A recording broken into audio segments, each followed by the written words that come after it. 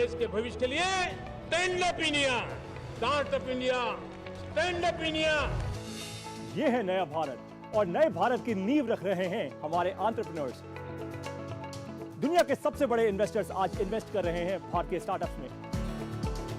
Ease of doing business के कारण आज भारतीय स्टार्टअप्स और भी ज्यादा तेजी से आगे बढ़ रहे हैं। प्रगति की इस गाथा को आप तक पहुंचाने आ गया है स्टार्टअप चैंपियंस का दूसरा संस्करण। एक ऐसा टीवी शो जहां आपको मिलेंगे चुनिंदा स्टार्टअप्स और स्टार्टअप एक्सपर्ट्स।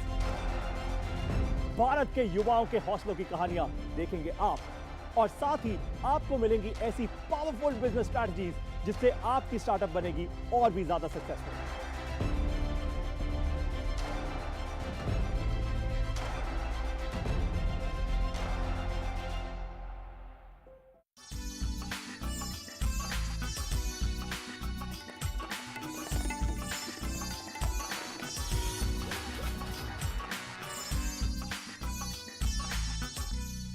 आदाब नाजरीन, रंग तरंग में आप सभी का खैर मकदम है।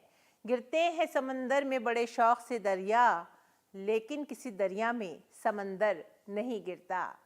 फ़नून का समंदर भी एक ऐसा ही समंदर है जिसमें मुख्तलिफ दरिया, नदियाँ और लहरें आकर यकजा हो जाती हैं और इस बेशकीमती ख़जाने को परवान चढ़ाती हैं। कई नदियाँ सींचती हैं समंदर को। हिंदुस्तान का भी एक ऐसा ही बेशकीमती ख़जाना है। रंग बिरंगे मोती हैं और इन बेशकीमती मोतियों को चुनकर लाते हैं हम आपके लिए रंग तरंग में। तो इस बार भी दरिया की रवानी के साथ बहते बहते हम फ़नून के समंदर की लहरों से खेलेंगे आपके साथ। देर किस बात की, ढूंढते हैं कुछ सच्चे मोती फ़न के दरिया और समंदर में। चांद भी हैरान, दरिया भी परेशानी में है। अक्स किसका है कि इतनी रोशनी पानी में है। जी हाँ, हिंदुस्तान की चमक देखकर आज पूरी दुनिया हैरान है और ये चमक नज़र आई G20 के इजलास में, जहाँ पर हिंदुस्तान की सकाफत के रंग ऐसे सजे कि हर कोई उन्हें देखकर कह उठा वाह। G20 अध्यक्षता में भारत लगातार नए कीर्तिमान स्थापित कर रहा है। इस दौरान भारत में हो रहे सांस्कृतिक कार्यक्रमों से भारत की सांस्कृतिक विविधता, सभ्यता और विरासत से पूरा विश्व रूबरू हो रहा है। राज्यों में हो रही लगातार बैठकों में कई सांस्कृतिक कार्यक्रम आयोजित किए जा रहे हैं। आकाशवाणी ने भी G20 उत्सव को मनाने के लिए एक रंगारंग सांस्कृतिक कार्यक्रम का आयोजन किया। आकाशवाणी इस तरीके के सांस्कृतिक कार्यक्रम लगातार सितंबर महीने तक आयोजित करता रहेगा।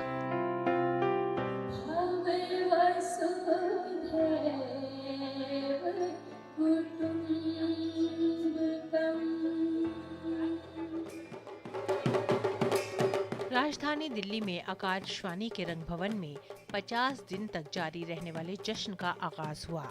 आकाशवाणी ने भारत की G20 सदारत को एक जश्न के तौर पर मनाने के लिए एक शानदार सकाफती मेले का एहतमाम किया है। हमको उजालों का संसार दे मां, निशान दे मां, निशान दे मां, अज्ञानता से हमें तार दे। G20 सदारत के एक आलम, एक कुंबे और एक मुस्तकबिल के नारे के साथ साथ लोकगीत, लोक नाच और लोक मौसीकी का संगम यहाँ पर नजर आया।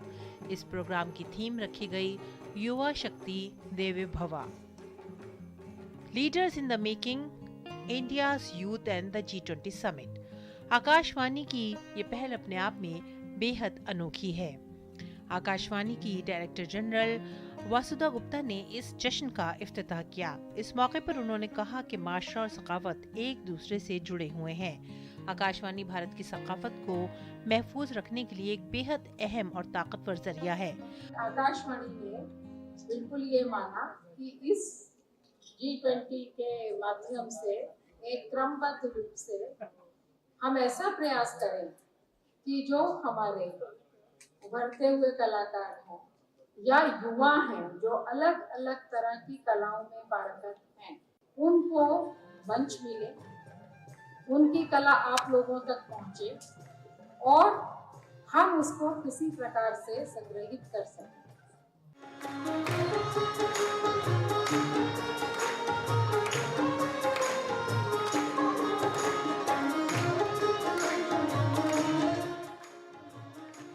अपने प्रोग्रामों के जरिए नौजवानों के हुनर को फरोग देने का बेहतरीन मौका फराहम कर रहा है।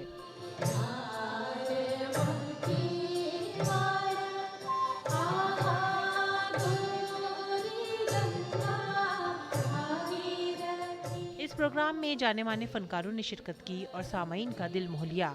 उत्तराखंड के लोकगीतों ने ऐसा समा बांधा कि सब उसमें खोसे गए। इस सकाफती प्रोग्राम में एक भारत श्रेष्ठ भारत के रंग लहरा रहे थे।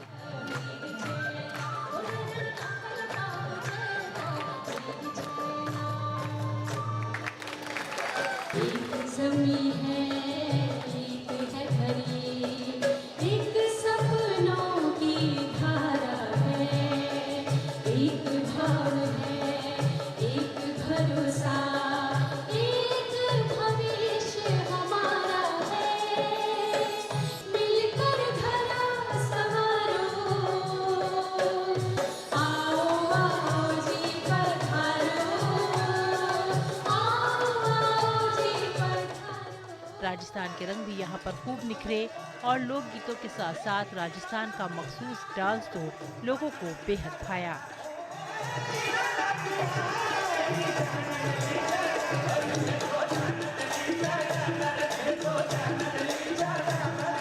कालबेलिया नाच ने खूब वाहवाही लूटी। उत्तराखंड का रिवायती रक्स भी लोगों के दिल को भा गया। तकरीबन 50 दिन तक चलने वाले इस जश्न में कई फनकार शिरकत करेंगे और भारत की रंगीन झांकी यहाँ पर पेश करेंगे।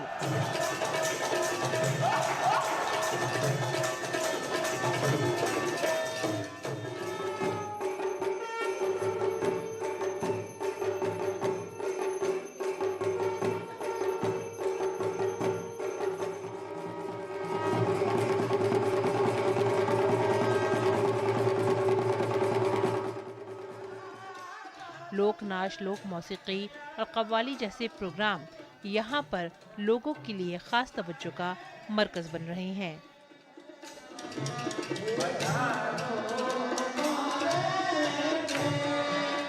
भावना नैयर की रिपोर्ट, रंग तरंग।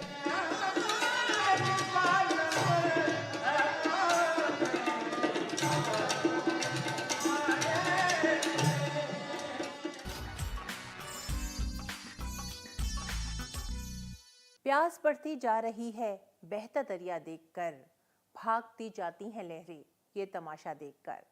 एक फनकार की तलब, अपने फन को बुलंदी पर ले जाने की उसकी चाह और उसकी प्यास ही उसकी कामयाबी की जामिन होती है। और ऐसा ही कुछ नज़ारा नज़र आया एक ख़ास महफिल में, जहां मौसीकी सुर साज के साथ साथ रक्स की जुगलबंदी थी, लेकिन साथ ही थी ये लगन कि कुछ ऐसा कर जाना है कि दुनिया कहे कमाल। और ये प्यास ही फनकार को एक साथ बांध रही है, आगे बढ़ा रही है।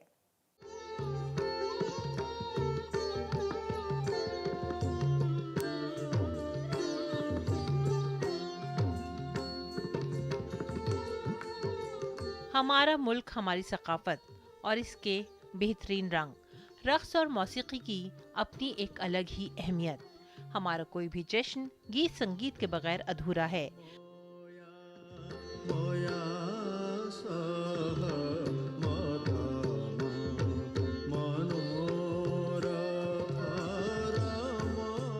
मौसीकी में अव्वल तरीन मानी जाती है क्लासिकी मौसीकी, जिसके बगैर हर सुरसाज अधूरे से हैं। यही तो है हमारी रिवायत का बेशकीमती खजाना।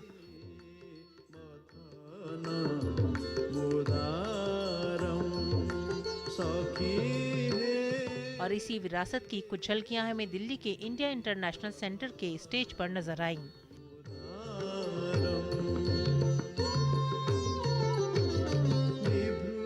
एक ही छत के तले क्लासिकी मौसीकी और ओडिसी रक्स का बेहतरीन संगम।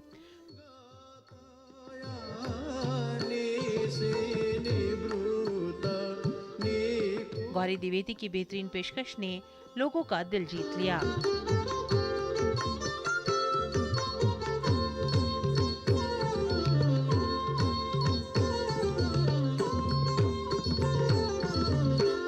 कोई भी कला हो, कोई भी एक या कलाकार हो, वो कहीं ना कहीं सोसाइटी के गुज़रते दौर को हमेशा अपनी कला के माध्यम से बताना चाहते हैं।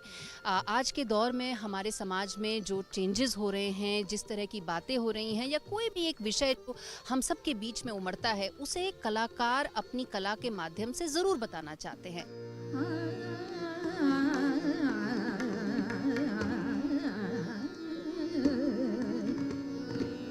हिंदुस्तानी क्लासिक की मौसीकी दुनिया भर में सराही जाती है।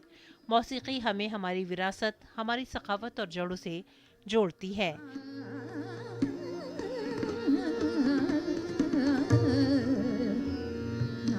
संगीत और नृत्य हमारी परंपरा का, हमारी संस्कृति का एक अहम हिस्सा रहा है।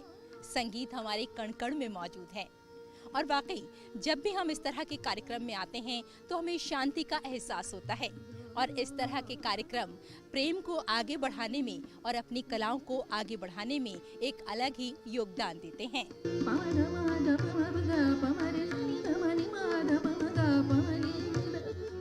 शास्त्रीय संगीत जो है हमारे हिंदुस्तान की जो एक सांस्कृतिक विरासत है, उसका एक बहुत ही बेजोड़ और बहुत नायाब हिस्सा है।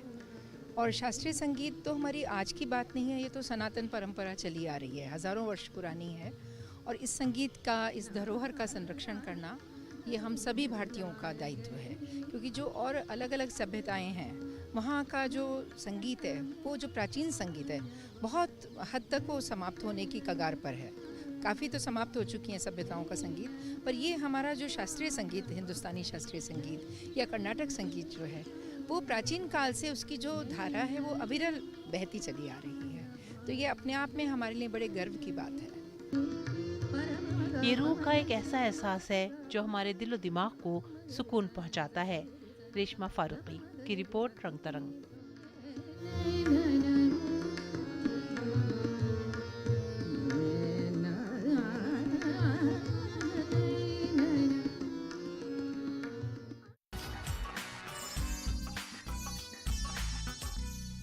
आज फिर मुझसे कहा दरिया ने, क्या इरादा है, कहाँ ले जाऊं?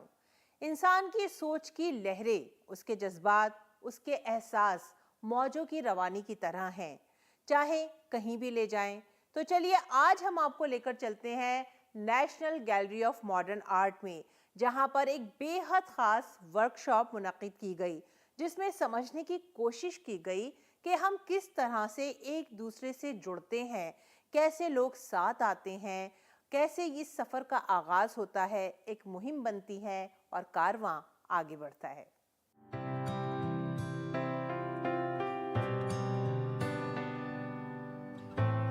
फनून और ज़राए आम्मा दोनों ही के जरिए लोग एक दूसरे से जुड़ते हैं। आम लोगों के दिलों में अपनी जगह बनाना इन ज़राए का खास मकसद है। हाल ही में national gallery of modern art की जानिब से एक बेहद अनोखी वर्कशॉप का इनेकाद किया गया, जिसमें मास मीडिया से जुड़े शोबे और फनकारों ने आर्ट और डायलॉग की अहमियत को नए सिरे से समझने की कोशिश की। ऐसे ही हम लोग चाहते हैं कि we would explore the deep connections between art and how art is vital for communications. One grows and the other expresses.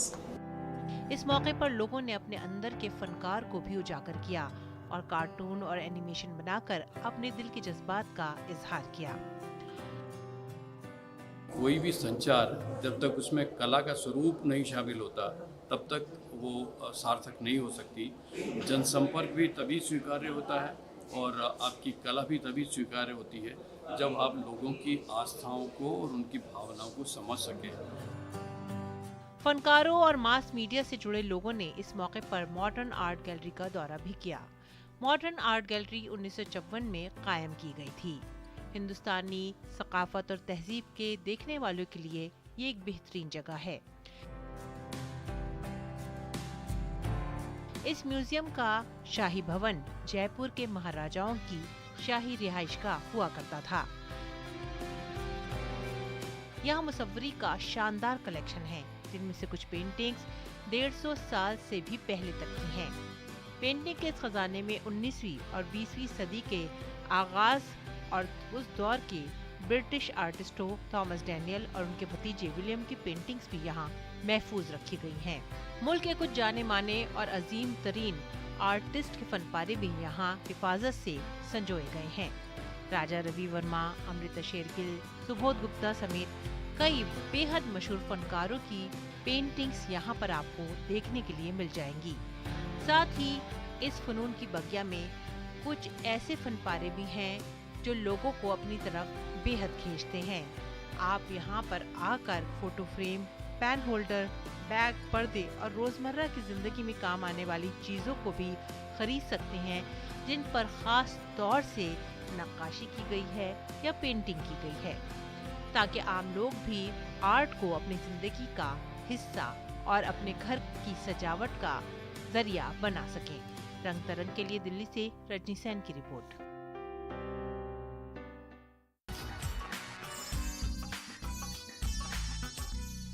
हम भी दरिया हैं, हमें अपना हुनर मालूम है, जिस तरफ भी चल पड़ेंगे रास्ता हो जाएगा। जी हाँ, एक फनकार का कमाल यही तो होता है कि वो अपना रास्ता खुद ही बनाता है, अपनी मेहनत से, अपनी लगन से, अपनी सलाहियत और अपने हुनर से। तो आज हम आपको सुर साज की एक ऐसी महफिल में ले चलते हैं जहां आपके कानों में रस खुलेगी वायलिन की आवाज़, और इस वायलिन के सुर के पीछे आपको सदा नज़र आएगी उस फनकार के दिल की, जिसने बड़ी मेहनत से इन तारों पर महारत हासिल की है। उंगलियों का जादू जगा रहा है एक ऐसा समा जो आपको मदहोश कर देगा।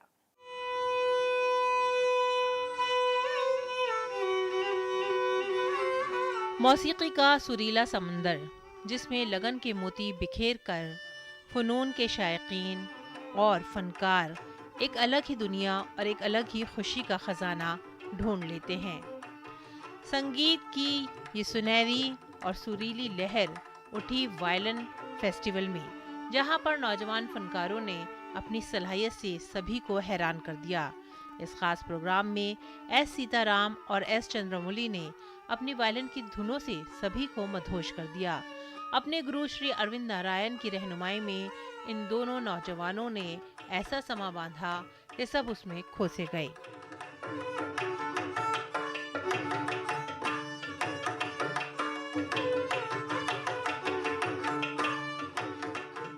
इस प्रोग्राम में इन फनकारों ने राग आरबी में एक बेहद खास और खूबसूरत पेशकश दी। उसके बाद किरतनम की धुनों ने भी सुनने वालों के कानों में मिसरी खोल दी।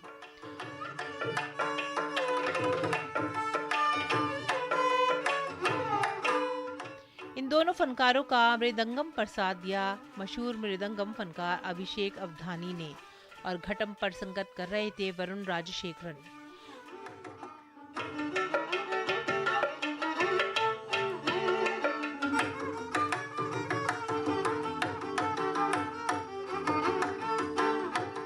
वायलिन, मृदंगम और घटम की जुगलबंदी सुनने वालों को जैसे एक अलग ही दुनिया में ले जा रही थी, और साथ ही साथ हिंदुस्तानी सकावत की एक बेहद खूबसूरत रंगोली के रंग सजा रही थी।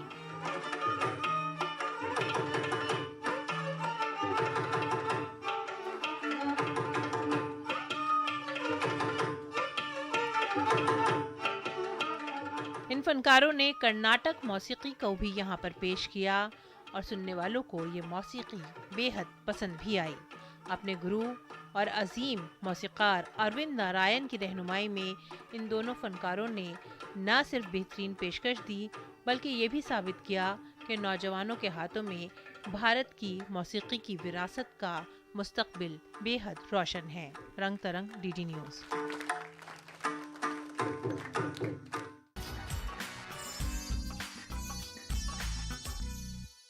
कभी फुर्सत मिले तो पानी की तहरीरों को पढ़ लेना, हर एक दरिया हजारों साल का अफसाना कहता है। जी हाँ, एक शायर भी अपने अल्फाज के ज़रिए बहुत से अफसाने बयान करता है। ऐसे ही एक मुसफ़िर अपने तख़य्युल की उड़ान को रंगों में ढालकर बहुत से किस्से और कहानियाँ अपनी तस्वीरों में जमा कर लेता है। तो आइए जानते हैं एक ऐसे जहान के बारे में जो रंगों से रचा है एक ख़ास आर्टिस्ट ने। यहाँ पर आपको नज़र आएंगे बहुत से किस्से, बहुत सी दास्तानें, बहुत से जज्बात और एहसासात भी।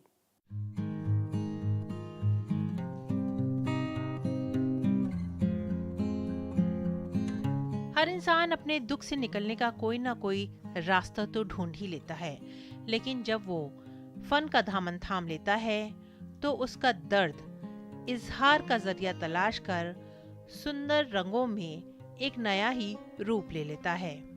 ये मैथिली नंदी हैं जो कई साल पहले एक हादसे में अपने बेटे को खो चुकी हैं, लेकिन बेटे को खोने के दर्द ने उन्हें जिंदगी देखने का एक नया नजरिया दे दिया और उसी नजर से उन्होंने रचा है ये संसार। चीजों के अंदर कुछ नया खोजना और उसे उजागर करना जैसे अब उनका मकसद ही बन गया है। पेन हम भूल नहीं सकते, पेन के लेके चलना सीख जाते हैं और पेंटिंग मुझे ये चलना सिखा दिया। मुझे लगता है वो मेरे पास ही है क्योंकि एनर्जी कभी ख़त्म नहीं होता और ज़िंदगी एक एनर्जी है। आज मैत्री की तस्वीरों में दुख और सुख, अंधेरा और उजाला एक साथ हाथ में हाथ थामे नजर आता है, जैसे मौत और जिंदगी का साथ दामन चोली का है। ऐसी उनकी तस्वीर में ममता के मुख्तलिफ रूप भी नजर आएंगे। मैत्री दुख और सुख की रंगोली अपने कैनवस पर उभारती हैं, तो कहीं उनके कैनवस पर अंधेरे से उजाला फूट पड़ता है। मैत्री की तस्वीरों में हिंदुस्तान की रिवायतों को आप देख सकते हैं। यहाँ के रिवाज आपको यहाँ हंसते खेलते नजर आएंगे। फन को कभी भी सरहदों में, दायरों में बांटा नहीं जा सकता, ना ही इसे कैद किया जा सकता है। एक फनकार अपने इजहार के जरिए के लिए जो भी चुनता है, जो भी रचता है, वो सबका होता है। जैसे हमारे सुख दुख सिर्फ हमारे ही नहीं होते, इसमें बहुत से लोग सांझी विरासत ढूंढ लेते हैं। रंग तरंग, डीडी न्यूज।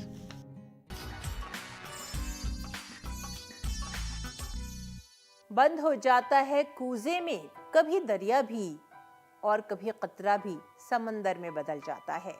तो हमारी यही कोशिश रहती है कि रंग तरंग के इस कूजे में फनून का दरिया समेट लाएं, उसे बंद कर दें सिर्फ आपके लिए। अगले हफ्ते इसी वक्त इसी चैनल पर हमसे मिलना बिल्कुल मत भूलिएगा, क्योंकि आपके लिए लेकर आएंगे हजार रंग, हजार दास्तानें, किस्से, कहानियाँ और फनकारों की जिंदगी की बेहद नायाब झलक भी। तब तक के लिए आप हमारी पूरी टीम को दीजिए इजाजत। आदाब।